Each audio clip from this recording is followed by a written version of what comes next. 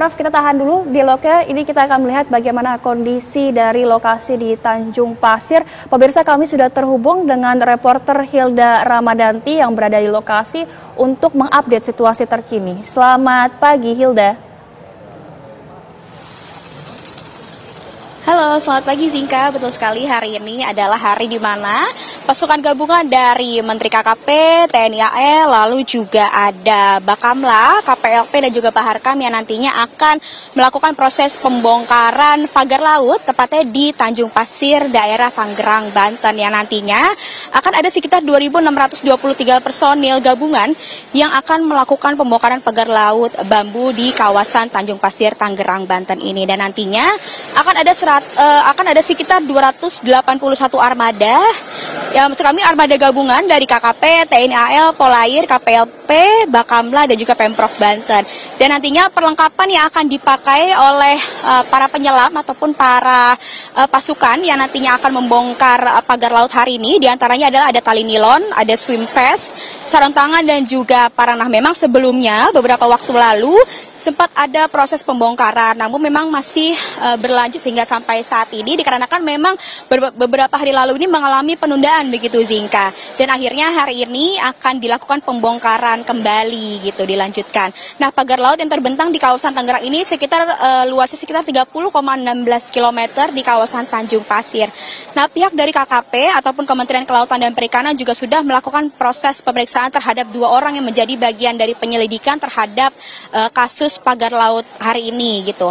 Nah, untuk desa-desa yang dilalui ataupun yang terdampak oleh pagar laut ini sekitar ada 16 desa, diantaranya adalah ada Kecamatan Teluk Naga, di situ ada 2 desa, yaitu Desa Tanjung Pasir dan juga Desa Tanjung Buru. Lalu juga ada Kecamatan Paku Haji, di situ juga ada 3 desa yang terdampak, yaitu Desa Kohot, Desa Keramat, dan juga Desa Surya Bahari. Lalu ada Kecamatan Sukadiri yang terdiri dari 1 desa, yaitu Desa Karangserang yang terdampak. Lalu juga ada Kecamatan Mauk yang terdiri dari 4 desa yang juga terdampak dengan adanya pagar laut ini, yakni Desa Tanjung Anom, Desa Tanjung Kait, Desa Marga Mulia, dan juga Desa Ketapang. Lalu kecamatan selanjutnya ini Kecamatan Kemiri, ada 3 desa, ada Desa Patra Manggala, Desa Karanganyar, dan juga Desa Lontar. Dan untuk kecamatan terakhir, yaitu Kecamatan Kronjo, ada sekitar 3 desa yang terdampak, yaitu 3 desa Pagedagan Ilir, Desa Kronjo, dan juga Desa Muncung. Dan memang jika bisa kita tarik sedikit Zinka dan juga pemirsa, penundaan pembongkaran ini sempat ditunda karena memang sempat dilakukan evaluasi juga terkait alat dan juga metode yang nantinya akan dipakai untuk pembongkaran lanjutannya yang dimana hari ini akan dilakukan. Dan untuk metodenya sendiri, Zinka dan juga pemirsa, ini nanti akan mengaitkan tali tambang ke pagar laut, kemudian nanti akan ditarik dengan kapal hingga nantinya pagar laut tersebut ataupun pagar bambu tersebut akan roboh, dan nantinya selama pembongkaran pada tanggal 18 Januari kemarin sudah ada sekitar 2,2 km pagar laut yang memang sudah dirobohkan begitu. Dan nantinya pembongkaran ini akan dilakukan secara bertahap hingga selesai oleh semua unsur maritim yang ada. Tadi juga kami sempat melihat ada pasukan katak juga yang nantinya akan ikut dalam proses pembongkaran pagar laut hari ini. Lalu juga nantinya ada nelayan-nelayan yang juga nelayan-nelayan setempat begitu yang nantinya ikut proses pembongkaran hari ini. Dan menurut informasi yang kami dapatkan, staf khusus Menteri KKP, yakni Doni Ismanto juga sempat menyampaikan bahwa nantinya akan terus mendalami semua informasi yang masuk terkait dengan pagar laut ini, termasuk juga dengan temuan-temuan spesifik yang nantinya ditemukan di lapangan begitu.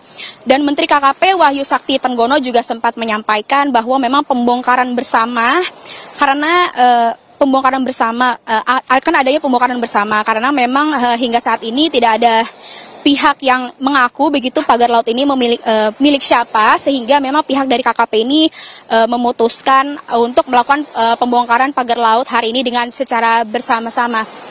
Nah, hari ini saya akan coba mewawancarai salah satu personil yang nantinya mungkin akan ikut ya dalam pembongkaran hari ini. Selamat pagi, Mas. Selamat pagi, Bapak. Pagi. Saya Hilda dari TV One. Pak, izin waktunya sebentar, dengan Bapak siapa? Dengan Bapak Setio. Bapak. Iya. Bapak boleh dijelaskan sedikit nggak kira-kira agenda hari ini pembongkaran ini seperti apa, Pak? Sistemnya ataupun metode? Kalau untuk secara teknisnya kami masih mengikuti dari Komando Satuan Atas, mungkin bisa ke yang lebih dari para pimpinan kami saja. Ya, oke. Iya. Siap-siap. Terima kasih Pak. Nah, Mari. pemirsa kita akan coba cari narsum lain yang memang mengetuai ataupun mengepalai agenda pembongkaran hari ini.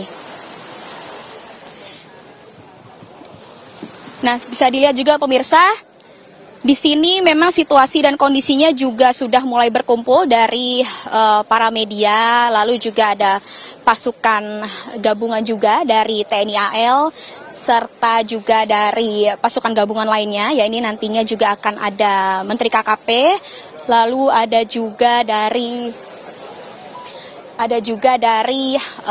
Dirjen PSDKP, ya ini yang nanti akan saya coba wawancara nih. Baik, Hilda. Pak Dirjen, Hilda. selamat pagi Pak Dirjen. Pak Dirjen, ya? Ya, halo. Ya, silakan Zinka. lanjutkan, Hilda. Oke, baik Zinka. Selamat pagi Pak Dirjen, izin wawancara sebentar Pak Dirjen. Nih pemirsa, sekarang saya sudah sama Dirjen ini langsung nih. Pak, terkait agenda hari ini Pak, pembongkaran nanti sistemnya seperti apa Pak? Baik, terima kasih. Jadi kita ketahui bersama nih ya, semua unsur aparat ada di sini, dari Angkatan Laut, dari Marinir, terus kemudian kami sendiri KKP, ada Pol Air tadi, ada Bakamla, ada KPLP. Ini matra laut semua ada di Tanjung Pasir ini. Bahkan ada nelayan yang sudah melapor ke kami, itu jumlahnya 233 kapal nelayan yang terlibat untuk ikut partisipasi pembongkaran pagar ini. Ini menunjukkan bahwa laut ini menjadi pemersatu bangsa. Laut ini milik kita bersama. Itu. Pak, untuk kemarin kan sempat ditunda ya Pak beberapa waktu lalu. Nah, kira-kira evaluasi apa saja Pak yang nantinya akan dilakukan setelah kemarin dilakukan penundaan? Ya, kemarin itu kan awalnya menggunakan manual ya. Setelah dilakukan evaluasi ya perlu alat-alatnya, alat-alat semua sudah siap. Nanti bisa dilihat di lapangan. Semua semangat untuk menjaga laut kita ini. Banyak Pak Dirjen atas waktunya. Nah, pemirsa, sekarang kita akan geser ke TNI AL-nya langsung nih. Kita langsung tanya kepada beliau. Permisi Pak Endi. Ya. Nah, pemirsa, izin ya Pak, maaf. Selamat pagi Bapak Endi, izin wawancara sebentar. Selamat pagi Mbak. Terkait agenda hari ini, katanya akan ada personil gabungan sekitar 2.600-an. Apa benar Pak? Kira-kira nanti metodenya seperti apa dan juga prosesnya seperti apa Pak? Kalau operasinya ini kan sebetulnya bukan kewenangan kami. Kami hanya membackup dari perintah Panglima TNI, Bapak Kasal, untuk melaksanakan kegiatan ataupun agenda di hari ini, termasuk dengan beliaunya. Ini kami juga bersinergi bagaimana wibawa pemerintah ini kita jaga. Karena Bapak Presiden adalah Panglima tertinggi TNI, kami selaku pasukan Korps Marinir, di saat negara membutuhkan kami siap hadir. Pak, dari armada yang dikerahkan kira-kira hari ini sekitar berapa Pak? Kalau alutsista yang dipakai kira-kira apa saja juga Pak? Alutsista yang kita pakai cuma sedikit Mbak sebetulnya ini. Ini hanya 2 LVT sama 1 kapal. Kemudian dari kita ada mengeluarkan 10 perahu karet, kemudian ada 6 sea rider, dan juga ada dari teman-teman dari Lantamal, kemudian dari KKP, kemudian mungkin dari unsur Pol Air, Bakamla, KPLP, dari teman-teman yang lain kita bersinergi, karena ini kita adalah simbol-simbol negara untuk menjaga wibawanya negara. Kita bersama-sama menunjukkan bahwa ini adalah perintah Presiden, kita berikan yang terbaik, dan kita laksanakan 100% untuk kepentingan negara, gitu Mbak. Berarti untuk alutsista ini sendiri berarti dari TNI AL maupun dari Menteri KKP juga bersinergi juga ya Pak ya berarti ya? Sudah pasti bersinergi, dan kami menggunakan 2 kendaraan tempur jenis LVT dan 1 kapal ini karena di laut ini kan nanti agak siangan, ombaknya cukup lumayan. Kemudian anginnya cukup kencang, untuk keamanan kita menggunakan kendaraan ini. Tapi kalau untuk proses pembongkaran hari ini berarti alutsista yang dipakai pun juga lebih banyak ya Pak berarti ya Pak? Ya, kita upayakan seperti itu. Lebih cepat selesai kan lebih baik. Ini misalkan dicoba dengan 3 ini, misalkan kalau hari ini selesai, alhamdulillah, kalau enggak, besok kita tambah lagi. Akan kita keluarkan, kita masih banyak kekuatan di Cilandak, masih ada ratusan rampur kita, Pak, aman. Bagaimana kepentingan negara, kita dukung 100%. Kira-kira untuk target hari ini pencapaiannya kira-kira berapa kilometer atau gimana Pak? Udah ada target-targetnya itu belum untuk proses pembukaran hari ini? Ya ini mungkin dari teman-teman KKP untuk targetnya kami tidak tahu persis. Pokoknya nanti disampaikan oleh Panglima TNI, target sampai mana kita kerjakan itu. Karena tentara ini kan semuanya atas perintah. Dari beliaunya misalkan targetnya harus selesai, kita selesaikan, biarpun sampai malam kita kerjakan. Tapi kalau targetnya mungkin dengan kemampuan keadaan prajurit, jumlah prajurit dan ranpur yang ada, misalnya tunda, besok tambah lagi, kita tambah lagi. Berapapun jumlahnya sekali lagi, kita kerahkan semaksimal mungkin untuk kepentingan NKRI, Mbak. Dan cuaca. Iya, berarti cuaca juga berpengaruh juga, Pak? Pasti, cuaca sangat berpengaruh. Ini mungkin sekarang pagi kelihatan masih landai, seperti kaca, nanti berangsur-angsur menjelang siang. Ini gelombangnya semakin tinggi, kemudian arusnya cukup deras, dan juga ada angin. Kita menyesuaikan dengan itu. Tapi insya Allah lah dengan kendaraan kita ini bisa mendukung kegiatan untuk di hari ini.